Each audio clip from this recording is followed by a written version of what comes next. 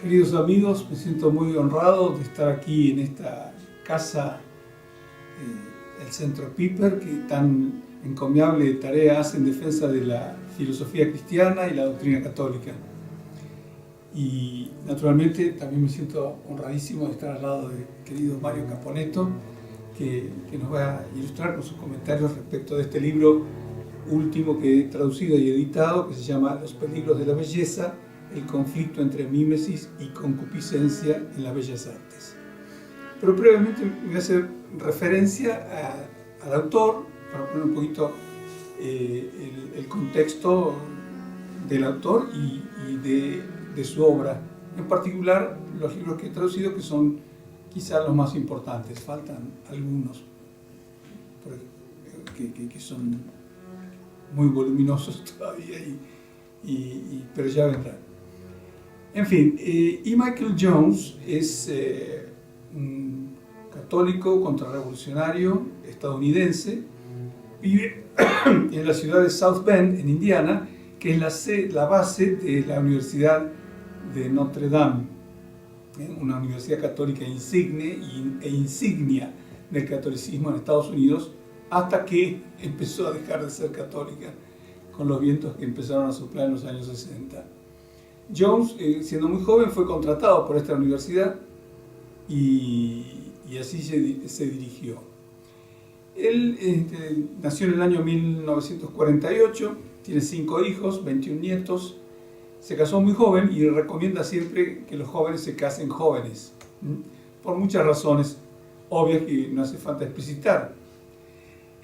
Naturalmente, en las circunstancias que correspondan.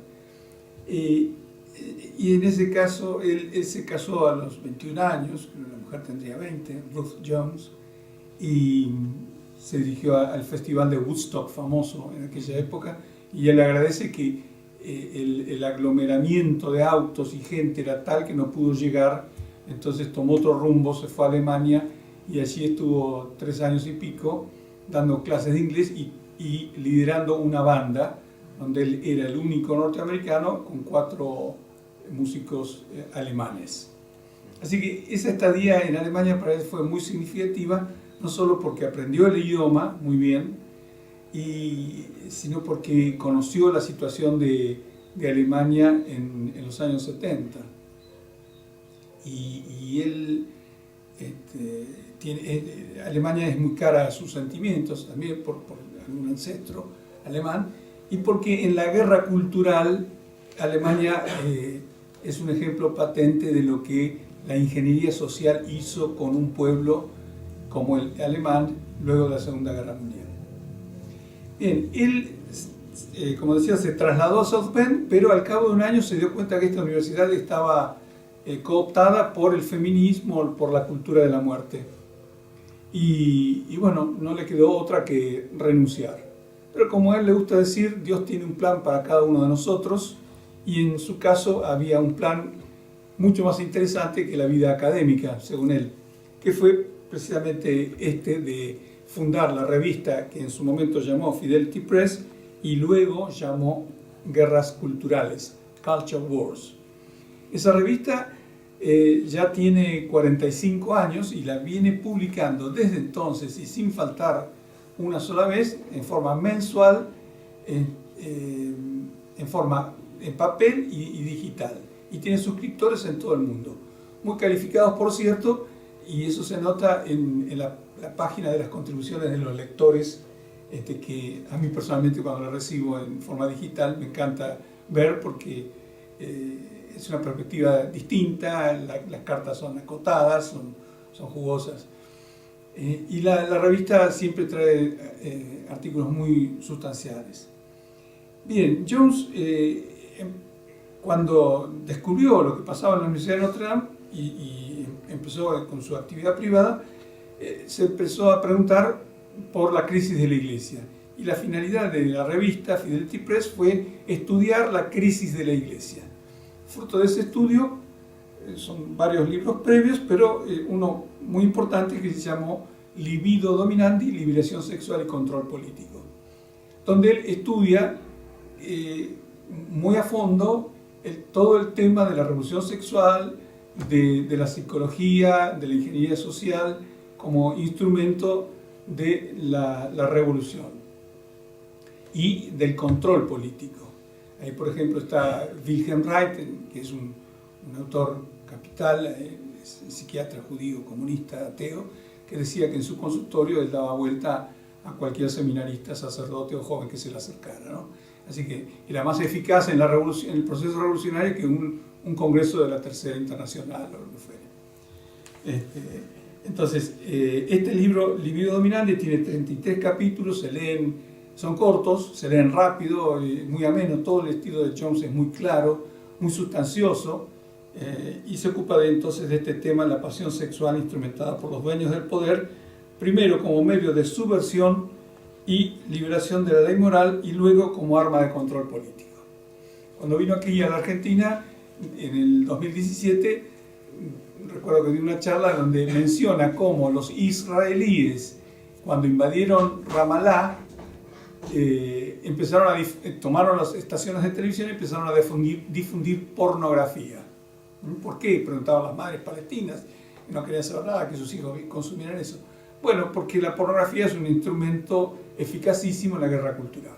Naturalmente debilita el temple y la dirección moral y política de quien sea. Todos los capítulos son a cual más interesante, así que quienes quieran mirar los índices ahí lo van a advertir enseguida. Luego él se preguntó por la causa agente de esta revolución, de esta subversión, y fruto del estudio durante varios años es la obra El espíritu revolucionario de los judíos y su impacto en la historia mundial, que son 2 tomos, 1410 páginas, muy importante, donde él se hace en la introducción una pregunta muy clara: ¿quiénes son los judíos? Y va desarrollando el tema hasta ver la definición más acabada del término, a partir de el Evangelio de San Juan, quien llama a Cristo el Logos, con toda la riqueza que tiene ese término, y el Logos encarnado, el Logos que tiene 50 significados en un diccionario inglés, por ejemplo, pero que en el caso particular queremos definirlo como el orden de la historia, el orden de la creación. Y entonces dice Jones, cuando los judíos se condenan y crucifican al Logos encarnado, se levantan contra el Logos, contra ese orden de la creación, contra ese orden de la historia, y se vuelven subversivos. Por eso el espíritu revolucionario de los judíos a lo largo de la historia, donde uno los ve presentes en todos los movimientos revolucionarios, ¿no? Entonces, él dice, por ejemplo, el Islam, los musulmanes son alogos, tienen un imperfecto conocimiento del logos, pero algo reconocen, el profeta, la Virgen María, y el ataque del Islam al orden social cristiano viene desde afuera. En cambio, los judíos son antilogos, y el ataque de los judíos al orden social cristiano viene desde adentro, lo cual siempre es más peligroso, ¿no? Así, en ese libro, él se hace o induce, yo hice algunas preguntas en base a ese libro que son interesantes, importantes. ¿Por qué en el mundo moderno es aceptable hablar con encomio de los judíos, pero está prohibido criticarlos político o moralmente, so pena de ser calificados de antisemita o de convertirse en un muerto civil? ¿Por qué cuando un judío asume que los judíos se encuentran mayoritariamente vinculados en posiciones de liderazgo a la promoción contemporánea del aborto, del matrimonio homosexual, de la pornografía o de la ideología del género, la corrección política de género, ¿por qué la corrección política calla? O en el mejor de los casos considera al crítico un judío que se odia a sí mismo, a self-hating Jew, dicen en inglés, ¿sí? Como le pasó a Norman Finkelstein, que escribió el libro ese, La industria del holocausto. ¿Por qué el tabú histórico que niega la participación judía en los grandes procesos revolucionarios, pervigracia, las grandes herejías cristianas, el protestantismo, la masonería, el iluminismo, el comunismo, la instrumentación racista, revolucionaria de los negros en los Estados Unidos, el fenómeno contemporáneo del neoconservadurismo sionista y sus guerras genocidas en Medio Oriente. ¿Por qué, en definitiva, tan presentes los judíos en la subversión del orden social cristiano y aún en la misma Iglesia Católica? ¿Sí? Esta es la sempiterna cuestión judía. La cuestión judía es un tema teológico, nada tiene que ver con la raza, y esto está claramente explicitado en el famoso libro del padre Julio Membiel, el judío en el misterio de la historia. En cierto sentido, este libro es la miga histórica de las tesis de Membiel en ese libro. ¿Sí? Entonces, este es un largo recorrido de 2000 años donde Jones muestra todo este proceso, donde el espíritu revolucionario de los judíos es una categoría de realidad. Él opone categoría de realidad a categoría mental. No, esta es una categoría de realidad sin la cual es difícil entender la historia, sino imposible, del cristianismo, y tampoco es posible entender nuestra propia época, ¿no? Bien, así que es un libro muy importante en el corpus literario de Jones. Luego hace un libro que se llama, que yo lo llamé en castellano, La Epifanía del Logos. En inglés se lo llama Logos Rising, el Logos en ascenso, porque en la tesis de filosofía histórica de él, el Logos siempre está en ascenso y manifestándose en la historia. Solo tenemos que tener las antenas bien afinadas para poder ver los signos y conectar. Eso es lo que hace maravillosamente Jones, que tiene una profunda cultura histórica, literaria y filosófica. Entonces él une esos puntos tan interesantes. A veces quienes cultivan la filosofía no tienen una formación histórica lo suficiente como para poder dar esa miga tan interesante que ayuda a iluminar, ¿no? Entonces, el espíritu revolucionario de los judíos, en cierto modo, es una especie de historia del antilogos. Y esta es la historia del logos. ¿Sí? Así que una historia, una filosofía de la historia, una teología de la historia. Muy, muy importante. Bien, después de este libro, yo traduje Los peligros de la belleza, que es el libro que Mario va a presentar hoy, cuyo subtítulo, como dije antes, es El conflicto entre mímesis y concupiscencia en las bellas artes. Voy a decir dos palabritas sobre el tema.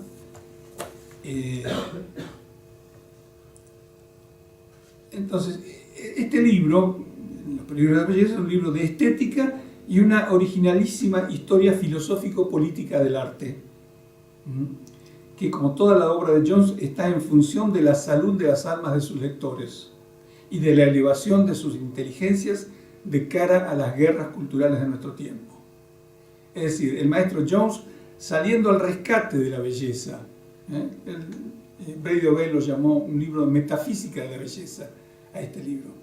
Saliendo al rescate de la belleza nos ayuda a descubrir una vez más en un campo específico, la pintura, la música, la escultura, la poesía, la arquitectura, el logos, discerniéndolo, como dije, del antilogos, en su obra previa, en relación al pulcrum, en cuanto a propiedad trascendental del ser, convertible con lo uno, con lo bueno, con lo verdadero. Belleza que eleva a través de las grandes obras de los grandes artistas, fruto de la mímesis creativa, que no es simple copia la mímesis, ¿no? O bien, por el contrario, en las obras antimiméticas que lleva a la carnalización estética por vía de la concupiscencia que conduce a la corrupción moral. Bueno, no me voy a referir a... Ya mencioné que este libro tiene 4 partes. Una está dedicada a la pintura en Italia, la música en Alemania, la poesía en Inglaterra y la modernidad judía, donde se ocupa de varios arquitectos y demás. Bueno, esto no voy a hablar en detalle de todo esto, pero porque seguramente lo va a hacer Mario, y en todo caso podemos dialogar un poquitito después. Así que esto, el libro tiene 486 páginas, 212 ilustraciones a todo color, fino papel, y esto hace que Antonio Caponetto, el digno hermano de Mario, lo haya llamado un tesoro digno de atesorar. Así que está a disposición de ustedes. Y bueno, aquí yo, volviendo a lo anterior, de la obra de Jones, aquí tengo algunos ejemplares de la revista Guerras Culturales, si la quieren mirar en papel, en general no llegan. Y quería decir como anécdota, vinculado al tema de la guerra cultural y el arte, hace unos domingos atrás salió un artículo en la prensa vinculada a un tema tratado en el último capítulo, La modernidad judía. Dice: primera muestra de Picasso en Teherán. Picasso, un gran deconstructor, que sabía pintar, y cuando se enamoraba de la mujer la pintaba de un modo realista, pero cuando la desechaba, la abandonaba, la repudiaba, la pintaba de un modo cubista, deconstruyéndola de un modo espantoso, ¿no? Lo curioso de la noticia es que en Teherán en este momento hay una muestra de 66 obras de Picasso, donde van los jóvenes, se sacan selfies detrás, en un país como Irán. Entonces, ¿qué pasa ahí? ¿No? Ahora, están muy activos algunas personas promoviendo determinada cosa.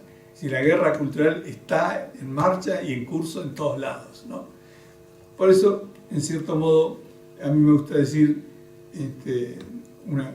o repetir, siguiendo también a Antonio, vivir con lucidez hace la diferencia, y vivir con lucidez y coraje mucho más. Y Jones en este sentido nos ayuda. Así que muchas gracias.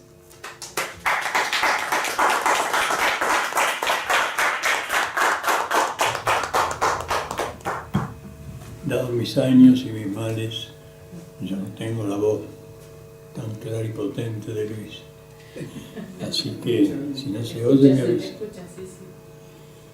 Bueno, yo en primer lugar quiero agradecer profundamente a mi querido amigo don Luis Álvarez Primo en honor de confiarme la presentación de esta obra de Michael Jones, que él con notable empeño ha traducido a nuestra lengua.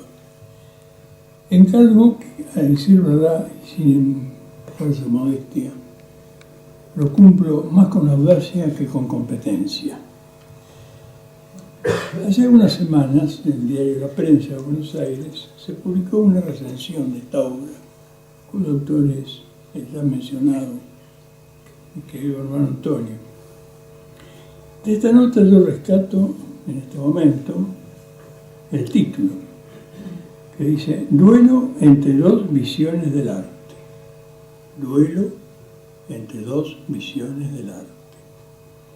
Imposible sintetizar mejor el contenido de esta obra, porque de eso precisamente se trata, de un duelo, un conflicto, una guerra también, entre una visión del arte, estamos hablando específicamente de las bellas artes, eso hay que aclararlo porque hay muchas clases de artes, pero aquí estamos hablando de las bellas artes, cuyo fin es expresar la belleza en una materia determinada, belleza que, siguiendo la tradición escolástica de la filosofía perenne, es ante todo esplendor del ser,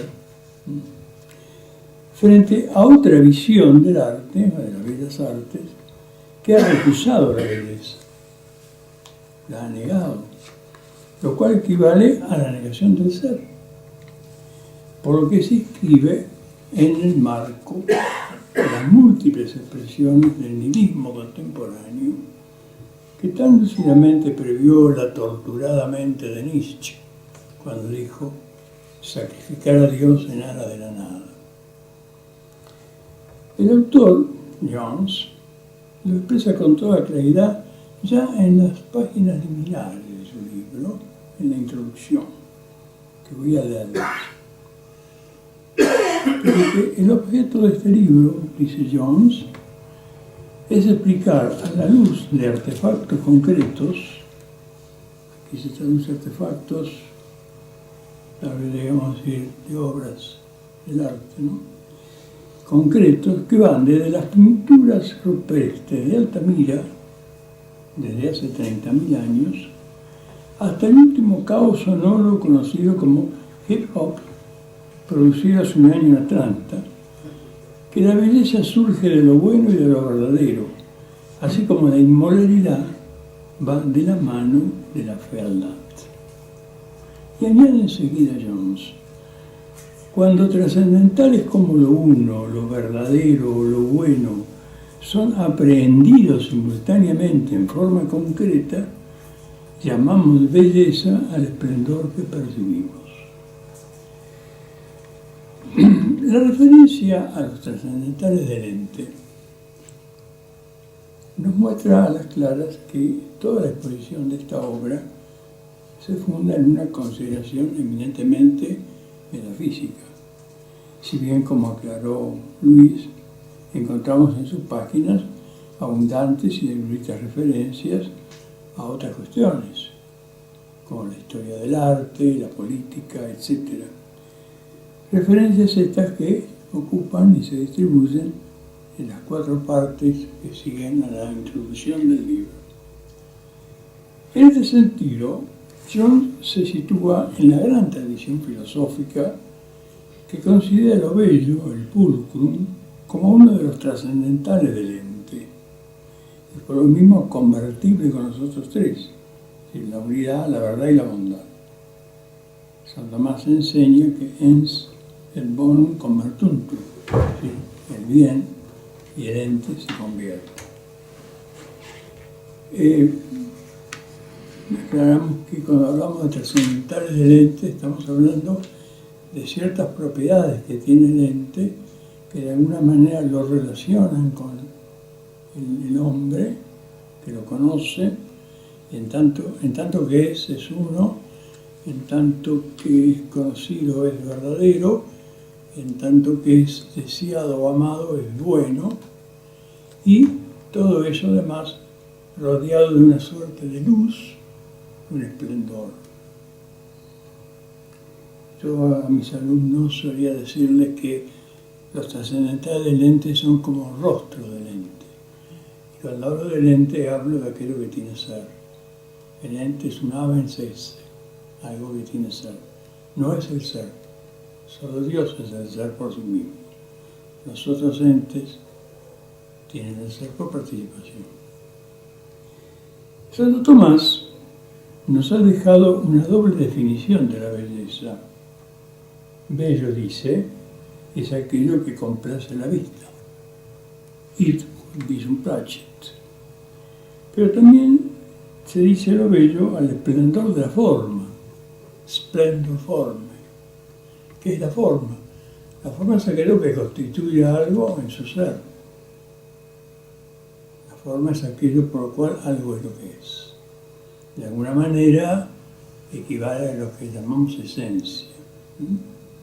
La diferencia está en que la esencia es la conceptualización, la posibilidad de conceptualizar la forma, mientras que la forma es esa, digamos, organización interna que cada cosa tiene, que la hace ser lo que es y no otra cosa. Esa forma es esplendorosa, tiene una luz, un brillo, un esplendor. La primera definición, hic quod visum placet, es decir, lo que place la vista, apunta más que a una definición real de la belleza, al efecto, diríamos, directo e inmediato que ella produce en nosotros por medio de nuestros sentidos. Tomás refiere este efecto al sentido de la vista, visum, aunque nada impide que se haga extensivo a otros sentidos. El oído, por ejemplo, la belleza de una melodía musical es agradable al oído. Pero esto se explica por una cuestión histórica. Los medievales suponían que el sentido de la vista era el sentido de los sentidos, el más noble de los sentidos, que de alguna manera incluía a todos los demás. ¿Y por qué era el más noble de los sentidos? Porque su objeto, decían ellos, es la luz. Y la luz, aún en el mundo físico, es el más espiritual de los elementos. Entendiendo aquí el término espiritual en el sentido de la menor materialidad. Ellos no conocían los fotones, pero no le daban a la luz la razón de cuerpo. Era más bien una cualidad de algunos cuerpos que tenía una trascendencia, trascendía tanto la materia que la consideraban casi como un elemento espiritual. Pero nuestros sentidos no son sino las puertas y las ventanas del alma, que es espiritual en sentido propio. Y eso nos conduce al intelecto. Vamos a esto. Lo que captamos por los sentidos asciende a nuestra inteligencia, que es la que aprende la forma de las cosas. Pero ocurre que esa forma aprendida, como hemos dicho, posee un resplandor, una suerte de luminosidad que la acompaña.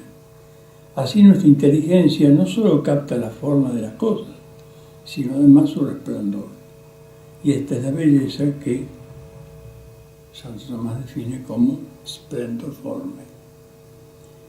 Es decir, que estas dos definiciones son en realidad partes de una misma definición. Para entender mejor lo que acabamos de decir, que John expone con singular maestría, tengamos en cuenta que hay en el hombre dos modos fundamentales de conocimiento, que corresponden a una doble modalidad de nuestra inteligencia. Por un lado, la intuición, que es la simple e inmediata aprehensión visiva de una realidad, que es lo propio del intelecto. Y el raciocinio, que es el movimiento discursivo, arduo, esforzado, que es propio de la ratio. Esta distinción entre intelectus y ratio, no como dos facultades distintas, sino como modalidades de una misma potencia, que es la inteligencia, que es algo tan caro al pensamiento de la tradición filosófica y algo tan olvidado en la filosofía moderna. Esta distinción, repito, entre intelectus y ratio, resulta clave para nuestro propósito.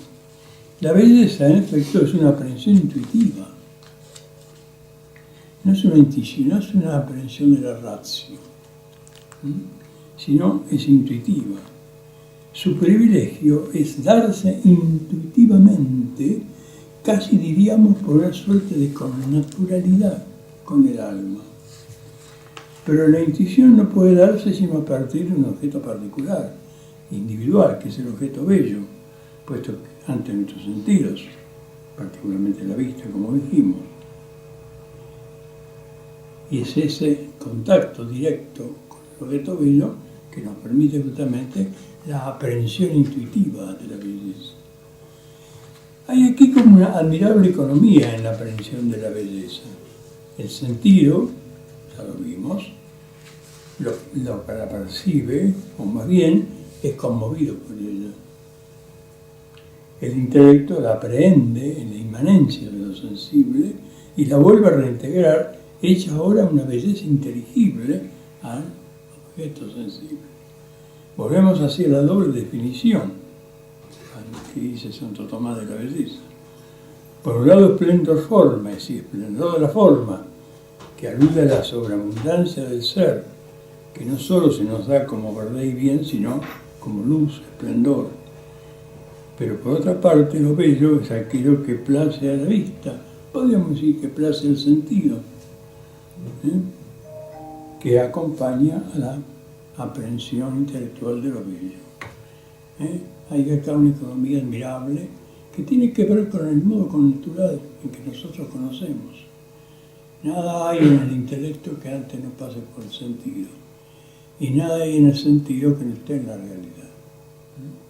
Ese es el modo connatural el conocimiento humano, y en el caso de la belleza se aplica este modus operandi de nuestro intelecto. Como dije antes, ambas fórmulas son dos partes de una misma definición. Pues, en cuanto al esplendor de la forma, lo bello cae bajo la intuición intelectual, y en cuanto es aprehensible en el singular bello, es placer y gozo de la vista, con lo que la belleza no resulta solo objeto de conocimiento, sino también objeto del apetito que se mueve hacia ella, porque claro está, esto que agrada, el intelecto capta, está como algo grato a la vista, se pone en contacto con la otra potencia espiritual del hombre, que es la voluntad, cuyo objeto es la aprehensión del bien. Y como muy acertadamente dice Jones, que la belleza surge de lo bueno y de lo verdadero, así como la inmoralidad surge de la fealdad, pues es muy claro que la belleza es un cierto bien y por lo tanto es objeto de nuestra voluntad. Es decir que la aprehensión de la belleza compromete toda el alma, desde los sentidos hasta las potencias espirituales de nuestra alma, que son el intelecto y la voluntad. Y lo dice muy bien Jones. Voy a leer un texto de él. Dice, la belleza, o trascendental, es coextensiva con el ser, porque todo ser es bello en la medida que tiene forma y que tiene existencia. Yo aquí me permito una pequeña modificación, pondría ser más que existencia, pero en fin, eso no, en otro caso después lo conversamos. La apreciación y el placer derivados de lo bello se producen cuando la mente reconoce implícitamente las características fundamentales de la belleza, que son tres: integridad, armonía, claridad. Esto es Santo Tomás puro. Pero la visión también se refiere a la visión ocular, y en nuestro actual estado de existencia, el conocimiento sensorial de algún tipo es una condición previa para disfrutar intelectualmente de la belleza de la forma natural. Nuestro conocimiento de la belleza llega a través de los sentidos. No tenemos un sentido innato de la belleza espiritual, es algo que conocemos por analogía con la belleza corporal. Bueno, este párrafo lo he traído porque sintetiza todo aquello que yo he procurado explicar. Pues bien, esta insistencia de Jones en resaltar que la belleza es un trascendental del ente y por lo mismo compatible con la verdad y el bien, lo lleva por inevitable consecuencia a sostener que la belleza afecta la disponibilidad del hombre, el hombre tanto considerado en su ser individual como en su realidad social, respecto del bien. Y entendido el bien en un sentido estrictamente moral, al punto que es posible, dice Jones, hablar de una cultura de la belleza capaz de propiciar una reforma moral. Esto es muy importante. Esto nos lleva a un tema de gran debate, que es la relación entre el arte y la moral. No vamos a tocar ese tema hoy. No escapa tampoco a la consideración de nuestro autor el carácter de vía, de camino que tiene la belleza. La vía pulcritudinis, que dice John, nos conduce a una agudización de nuestra percepción de lo bello y verdadero. Y agregamos nosotros, nos eleva hasta el mismo Dios, que la belleza increada. Definida de este modo la belleza, Jones de pronto nos sorprende. ¿Por qué nos sorprende? Porque declara que la belleza tiene sus peligros. ¿Cómo es posible? Porque la belleza tiene sus peligros, que da el título a la obra. Dejemos que sea Jones mismo quien nos lo explique.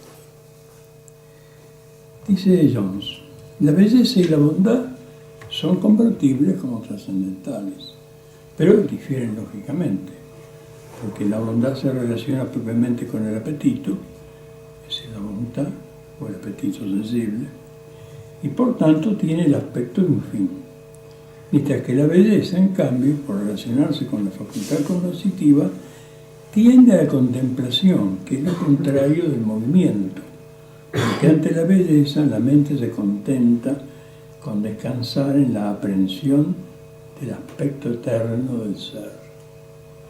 Si no he entendido mal a Jones, lo que éste afirma es que el alma humana es capaz de aprender simultáneamente el bien y la belleza, que aunque desde el punto de vista de la noción difiere, desde el punto de vista real son lo mismo. Pero lo aprenden de modos contrarios, de ahí la posibilidad de un conflicto en el seno de la propia aprehensión de lo bello. Para ilustrar esta tesis, pone como ejemplo 2 cuadros de Tiziano. Si puede pasar aquí la primera diapositiva.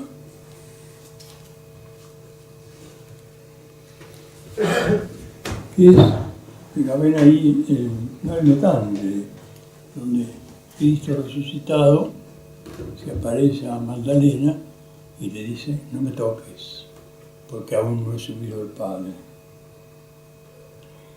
Aquí dice Jones, la belleza triunfa sobre el deseo carnal,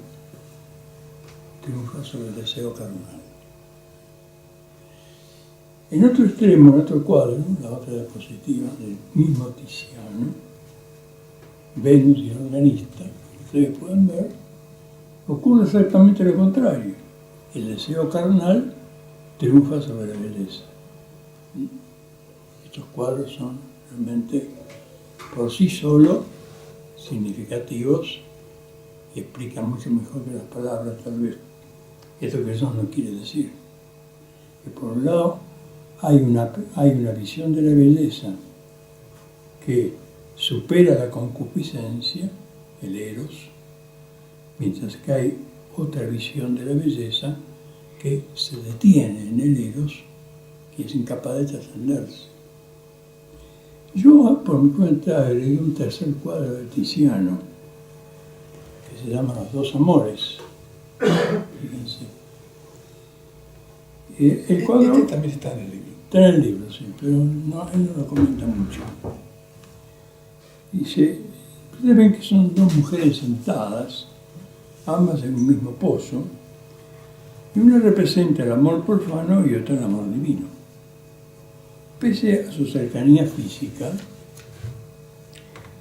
es notoria la distancia que separa a ambas mujeres, distancia representada en las miradas, ustedes pueden observar allí, miradas que son absolutamente ajenas. La mujer desnuda, que representa el amor profano, mira como que estuviera mirando el fondo del pozo, mientras que la otra mujer, que representa el amor divino, tiene la mirada perdida en la eternidad. Hay un gran poeta español, Rodrigo, pertenece a la generación del 27, que ha dedicado un hermoso poema a este cuadro.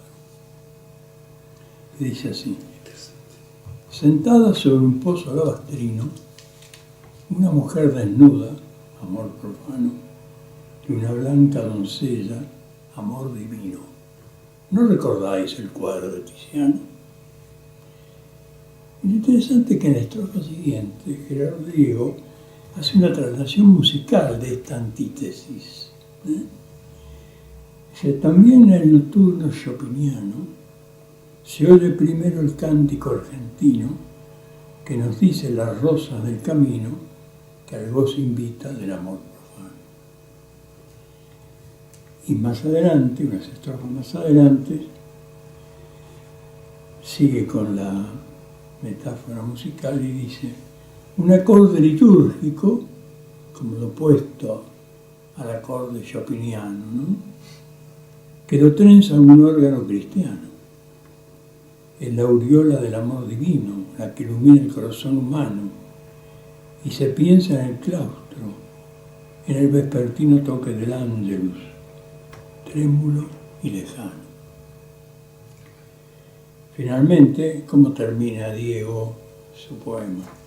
Es tan bello el amor a lo profano, es tan bello el amor a lo divino. Estamos en definitiva ante la eterna tensión entre Eros y Ágape. Ocurre que o el Eros, como fuerza elevadora, mediante un proceso de purificación, nos lleva al Ágape, o bien detenido en sí mismo, el Eros no es capaz de trascenderse a sí mismo. El alma, empero, no puede sustraerse a la tensa solicitud de estos dos amores.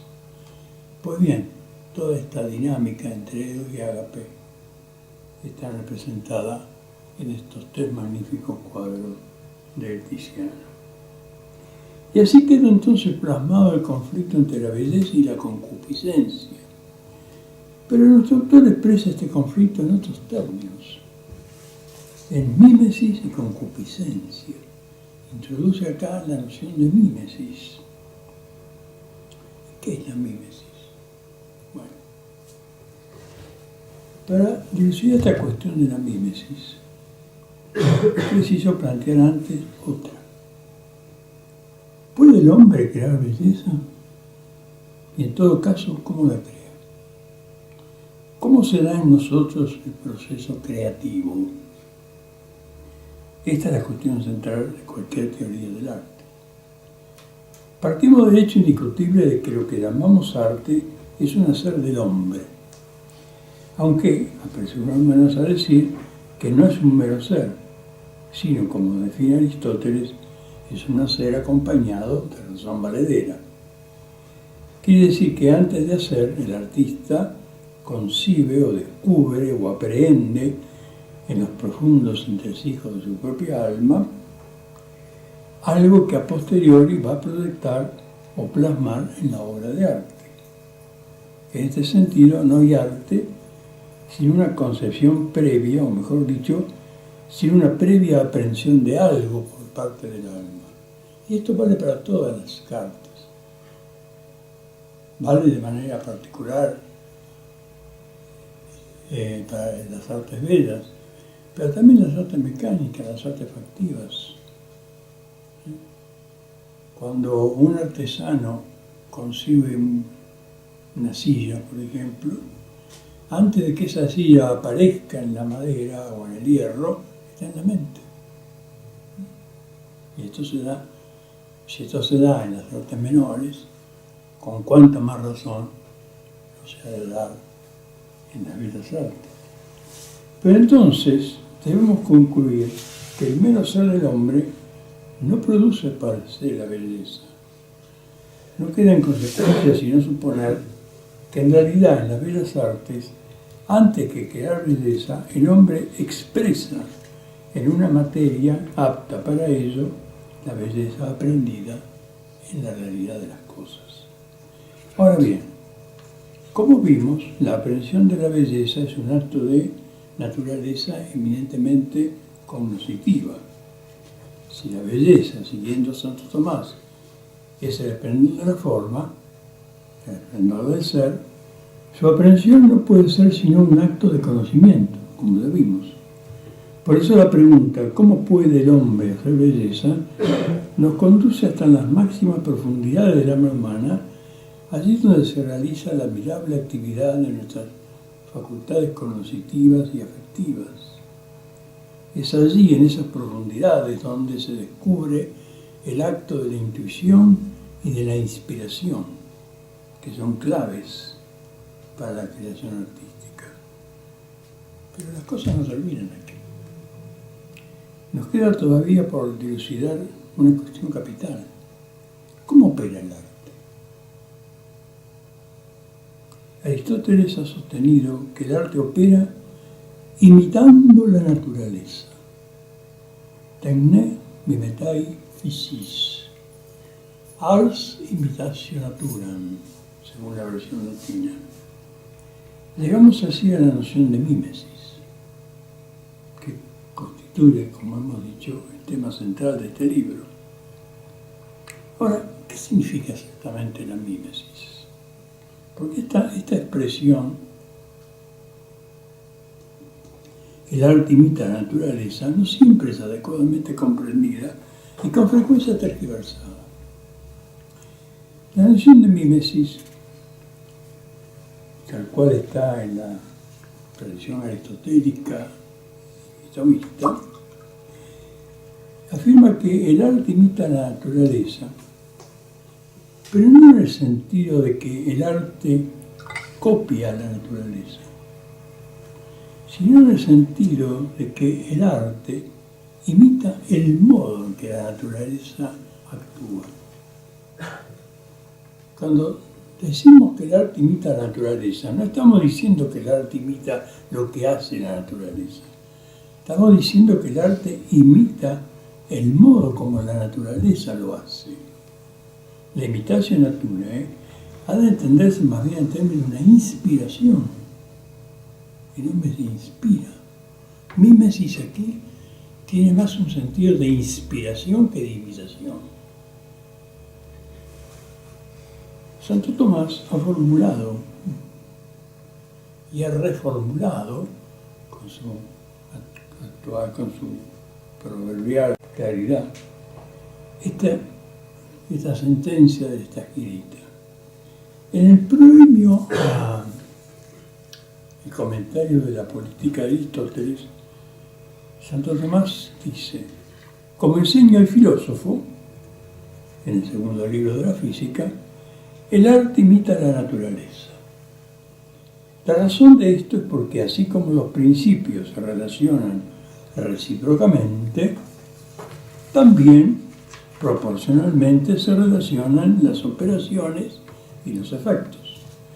Pero el principio de aquellas cosas que se hacen según el arte es el intelecto humano, como ya hemos visto, el cual, según una cierta semejanza, y destaco acá la palabra semejanza, quaedam similitudo, dice el texto latino, se deriva del intelecto divino, que es el principio de las cosas naturales.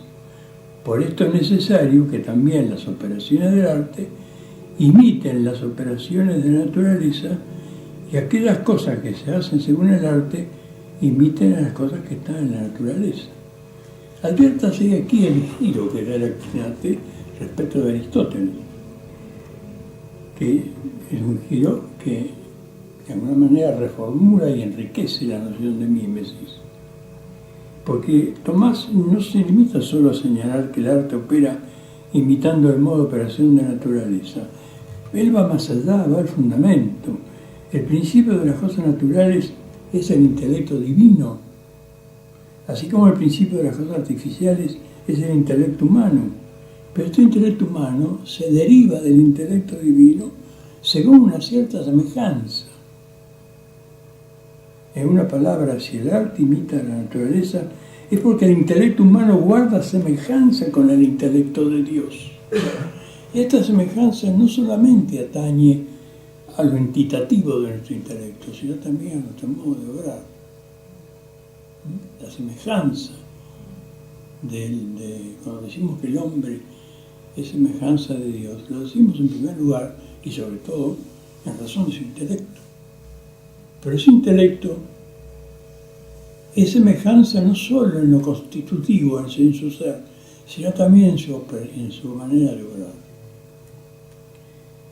Y él sigue Santo Tomás diciendo en este mismo texto que estoy comentando: si un maestro, miren qué interesante que es esto, en un arte u oficio cualquiera produjera una obra de arte, sería necesario que un discípulo que de él recibiera el arte prestase atención a la obra de aquel maestro, para que a semejanza de él, vuelve a aparecer aquí la palabra semejanza, ad eius similitudinem, el mismo discípulo opere, Y por esto el intelecto humano, hacia el cual se deriva desde el intelecto divino la luz inteligible, tiene necesariamente en aquellas cosas que hace ser instruido por la consideración o contemplación. La palabra latina acá es inspección, que vamos a explicar ahora,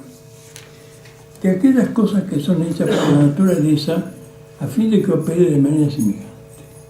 Bien, hasta aquí el texto de Aquinate. Queremos destacar en la cita de este texto, que ya dije, dos palabras latinas, que a nuestro juicio son fundamentales para entender este texto: similitudo, semejanza, e inspección. La primera, similitudo, aparece dos veces. El intelecto humano se deriva a modo de semejanza del intelecto divino y se repite después en el ejemplo del discípulo que imita al maestro a fin de obrar de modo semejante. ¿Dónde reside la importancia de esta idea de la semejanza? En que el intelecto humano no solo se asemeja al divino en su ser, como dije, sino además en su modo de obrar. La creación artística es pues una semejanza del acto creador de Dios. Y esto lleva a la creación humana no solo a la cúspide de su dignidad, sino además a la plenitud de sus posibilidades de realización. En cuanto al otro término, inspección, término que hace referencia a un observar, pero un observar atento, demorado, por parte del que imita, en el fondo nos está diciendo que la creación artística supone una actitud contemplativa, porque la palabra latina inspección, que suele traducirse como mirada, comprensión, etc., en el latín tiene un significado un poco distinto. La inspección es un mirar, pero es un mirar atento. Es un mirar que va a la profundidad del objeto mirado. Entonces tenemos imitación del olor divino, actitud contemplativa, como las dos claves que nos permiten entender mejor lo que John llama los peligros de la belleza y su referencia a la crisis de la mímesis. ¿Por qué digo esto? Porque si el hombre es capaz, como vimos, de crear belleza, ¿cómo se realiza este proceso de creación de la belleza? Ya vimos que la belleza hace referencia a lo cognoscitivo, por lo tanto, es en el modo de conocer en el hombre donde necesariamente hunde sus raíces el proceso de la creación artística. Esto es, en la profundidad de nuestra alma intelectiva y sensitiva, capaz de operarse en el cuerpo en las alturas de la intuición intelectual, pero que a la vez requiere del cuerpo como el órgano por el cual realiza la primera apertura a lo real. Y que no hay cielo de la inteligencia sin el suelo de los sentidos. Es entre este suelo y este cielo que nuestra alma conoce y ama. Por eso la intuición intelectual de la belleza es solo un momento en el complejo proceso de la creación artística. La intuición no es todavía la inspiración, esta requiere además de la memoria, que es el depósito, el tesauros, dice Santo Tomás, de las formas. Ella, la memoria, es sensitiva, es un sentido interno, y evoca bajo la perspectiva del tiempo pretérito las imágenes sensibles acumuladas en el curso de la experiencia vital. Pero hay también una memoria intelectiva que conserva las formas ya entendidas, ya conocidas, que vuelven a ser reconocidas o entendidas con mayor intensidad y que reaparecen de modo súbito e inesperado a la conciencia. De cierto modo, podemos decir que el subconsciente juega un papel fundamental en la inspiración. Pero además, la inspiración requiere de la voluntad, que a modo de causa eficiente procura plasmar la inspiración en la obra concreta. La voluntad requiere tanto del movimiento de nuestros afectos sensibles como de la determinación de la razón, y esta del hábito del arte, que de alguna manera contribuye como un elemento técnico que a modo de instrumento se vale al artista. De este modo, la mimesis, aunque es el momento original, es trascendida, o mejor dicho, pasada a través del tamiz de la conciencia del artista. La mimesis está en el origen, en esa inspección y en esa forma de obrar semejantemente, esa semejanza. Pero todavía ella no es la inspiración. La inspiración aparece después, con la evocación de la memoria, de las formas aprendidas, incluso con la actuación de la imaginación también, que otorga, digamos, provee a la memoria aquellas formas que han sido aprendidas.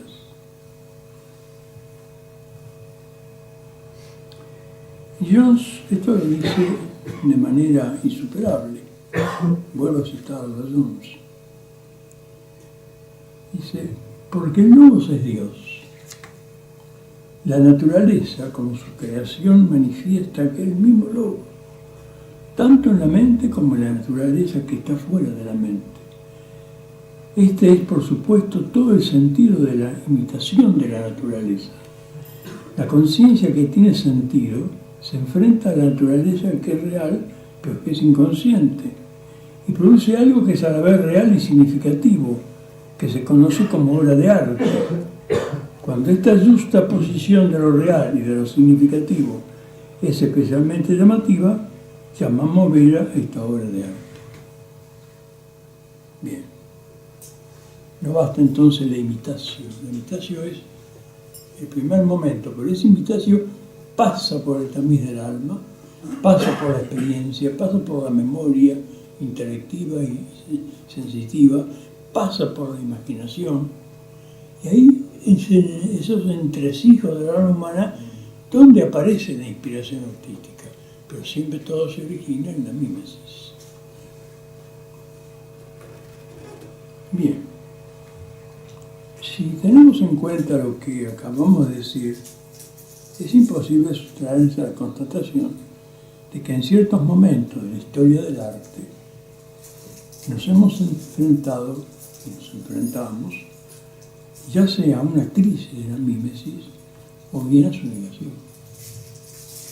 El análisis de este fenómeno, crisis o negación de la mimesis, ocupa las 4 partes del libro que estamos examinando. En la primera parte, dedicada a la pintura italiana, nuestro autor vuelve sobre el tema de la mimesis en términos de crisis de la mimesis, principalmente a través del análisis de los maestros del 400. Jones profundiza en la crisis de la mimesis. Su pensamiento es aquí más explícito a nuestro juicio. El conflicto entre mimesis y concupiscencia reside en que el arte se preocupa a veces más en retratar la existencia que la esencia de las cosas. Es como que el arte no acertase a lograr un equilibrio entre ambos aspectos del ser. Así, el apego a la existencia implicaría el franco predominio de la geometría, yo añadiría incluso de la anatomía, en la obra pictórica, en la obra pictórica, ¿no? Lo cual también puede proyectarse en la obra escultórica. Si ustedes ven, por ejemplo, las grandes esculturas de Miguel Ángel, son perfectas piezas anatómicas. Ustedes ven el David de Miguel Ángel y es una pieza de anatomía. Es que los artistas del 400 estaban más preocupados en la perspectiva, en la anatomía y en pintar o esculpir lo que veían en la naturaleza, antes que imitar no las obras de la naturaleza, sino el modo de operar. Miguel Ángel, como dije antes, es paradigmático. Y más el Giotto, a quien se lo llamó discípulo de la naturaleza. Por eso dice Jones, la geometría no puede sustituir al arte. Incluso puede proporcionar el marco para el tema de la pintura. La geometría solo puede ayudar a la mímesis, pero no la puede sustituir. Llegados a este punto y a fin de una mejor comprensión de la tesis de Jones, debemos aclarar que si en ocasiones la belleza representa un peligro, este no responde a la belleza en sí misma considerada. Efectivamente, si el bien y la belleza, en tanto trascendentales, difieren según la noción, no difieren en cambio según la realidad, pues lo mismo que es bello es bueno. Entonces, ¿dónde reside el conflicto? ¿Dónde residen los peligros de la belleza? Y aquí volvemos a lo que decíamos antes, la mímesis como semejanza del obrar divino y como inspectio. De lo que se trata es de esta crisis de la belleza, de la mímesis, y esta oposición entre mímesis y concupiscencia. De lo que se trata es de que la mirada del artista se ha hecho de semejante en alguna manera respecto de la semejanza divina. Y cuanto al inspectio, ella se ha detenido. Hay como una inspección disminuida, ¿no? Como una inspección que no es capaz de llegar al fondo de las cosas.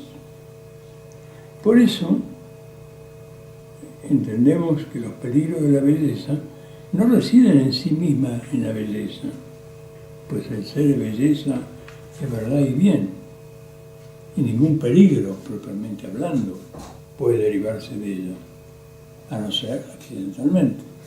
El problema no reside en la belleza, sino, reiteramos, en una inspección, en una mirada amputada y en una caída en la desemejanza, cuyas raíces últimas residen en el alma del artista,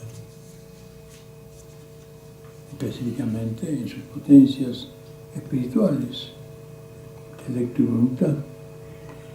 Así como una inteligencia disminuida se torna ciega a la verdad y una voluntad desordenada se inclina hacia un bien aparente, de igual modo ocurre con la belleza. La crisis de la mímesis, que tan lúcidamente describe Jones, es la crisis de la inteligencia, la crisis del hombre que tras la revolución cartesiana y la escuela idealista ha recusado el ser, se ha cerrado a la verdad, al bien y por ende a la belleza.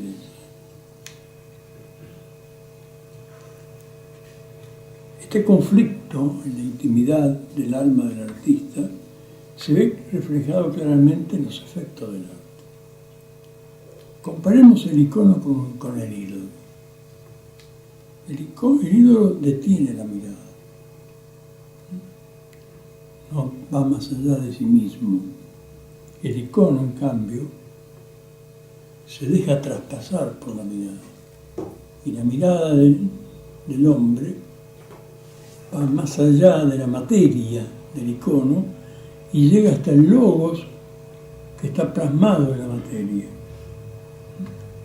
También esto aparece claramente en el arte religioso. El arte religioso es aquel que inclina a orar. En cambio, el arte de contenido religioso inclina a la admiración, pero no a la oración. He traído como ejemplo de esto dos cuadros. La Anunciación de Franz Jericho. Franz Jericho nació hacia fines del siglo XIV y murió 3 años después de la muerte de Leonardo da Vinci, ¿no? Fíjense ustedes, aquí no hay perspectiva, casi no hay geometría. Las figuras del ángel y de María trascienden en cierto modo la corporeidad. El azul de la Virgen evoca el cielo. Otro gran poeta español, Rafael Alberti, dice que Franz Jericho de rodillas pintaba sus azules. ¿Y quién no se arrodilla ante este cuadro? Pero vayamos a otro. La Anunciación de Leonardo da Vinci. Es de admirar la perspectiva, porque hay perspectiva, que otorga profundidad a la escena. La corporeidad del ángel y de María reproducen con exactitud la complexión anatómica del cuerpo humano. El azul de la Virgen no tiene la claridad ni la tersura del azul de Frangélico. Es un azul más bien terreno. ¿Quién se puede sustraer a la admiración de este cuadro? ¿Quién puede permanecer indiferente ante el virtuosismo del autor? Pero ¿alguien puede arrodillarse a orar frente a este cuadro?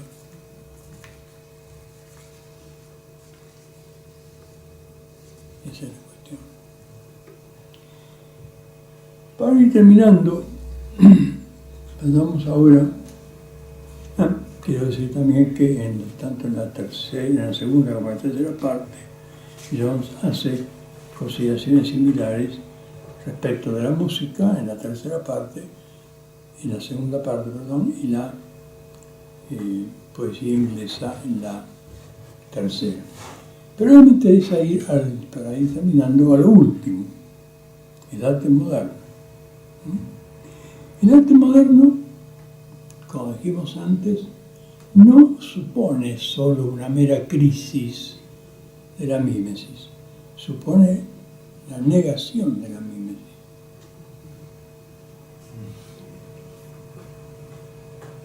La idea central es que, a diferencia de todo lo que hasta ahora hemos mencionado, la crisis, el arte moderno es un ataque directo a la mímesis y su expresa negación. Por eso la pregunta que plantea Jones ahora es si el arte moderno es mimético. Y para responder a ese interrogante, Jones acude a una multitud de ejemplos que van, como bien adelantó Luis, la pintura, la arquitectura, etc. De esos ejemplos voy a señalar solamente uno. El tal Albert Barnes, un médico norteamericano que se convirtió en experto en arte, y escribió un libro que se llama El arte de la pintura.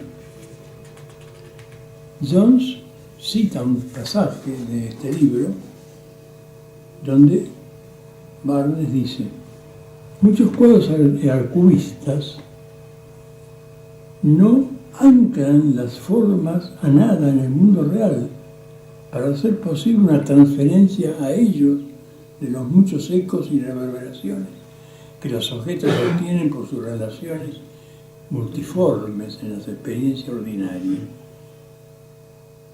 Y Jones es crítico de Barnes, pero en este sentido la observación de Barnes es válida.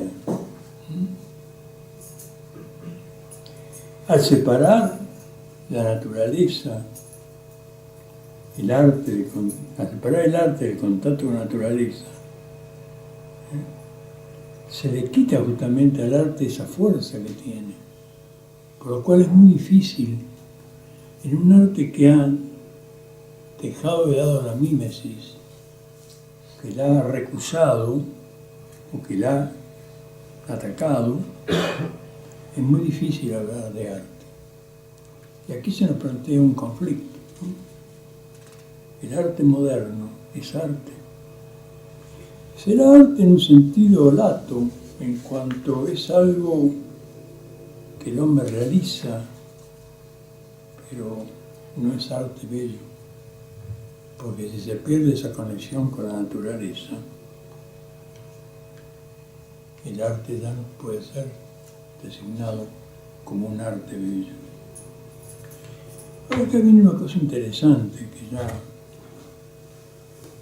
Luis aclaró.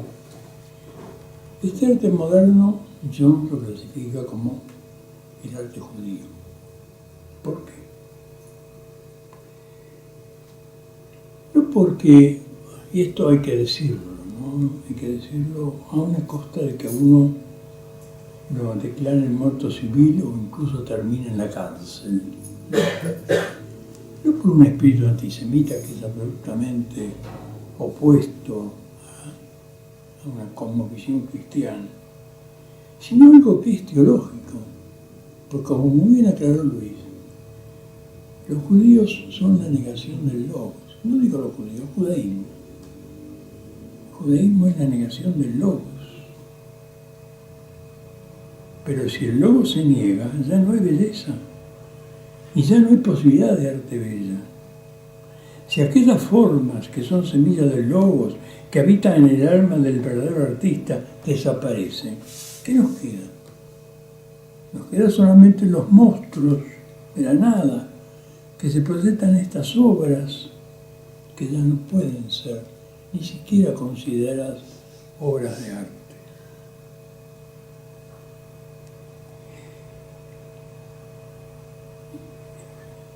De manera que cuando ellos califican de judía este arte, de judío este arte moderno, su visión es teológica. La clave reside en la negación del logos por parte del judaísmo, que es el verbo, es Cristo, que se hizo carne, que fue rechazado por los suyos. La clave acá está en el Evangelio de Juan. Vino a los suyos no lo recibieron. O en el reproche de Pedro a los judíos, vosotros matasteis al autor de la vida. Y esto debemos decirlo, aunque suene incómodo. Jones, por eso también lo dijo Luis, y lo reitero, posee dos cualidades que hoy están casi ausentes en los pensadores católicos: lucidez y coraje. Por eso termina el libro con estas palabras conmovedoras. Los judíos no pueden imitar la naturaleza sin distorsionarla. Un retorno a la mímesis significará el fin de la perversión judía del arte que ha caracterizado el siglo XX. La belleza es su manifestación eterna y la mímesis sigue siendo la defensa más formidable contra el ataque judío a la presencia real que ha hecho del mundo en que vivimos algo tan feo como el pecado. Bueno, he procurado reseñar del mejor modo posible esta obra, que es ardua, es extensa, es ardua. Es un libro imprescindible, es un libro oportuno, llena un vacío en la bibliografía hoy disponible sobre las artes bellas. Jones pone de manifiesto en este libro que en el marco de esto que llamamos guerra cultural o revolución cultural, el arte es uno de esos grandes campos de batalla. Una batalla metafísica y teológica en la que debemos alistarnos, porque no caben aquí neutralidades. Y además es un libro bello en sí mismo, ¿no? Por su presentación gráfica. Es realmente interesante que un libro que habla de la belleza sea en sí mismo un objeto bello. Recomiendo vivamente la lectura de este estudio, de este libro. Pero no puedo terminar la presentación sin mencionar al traductor.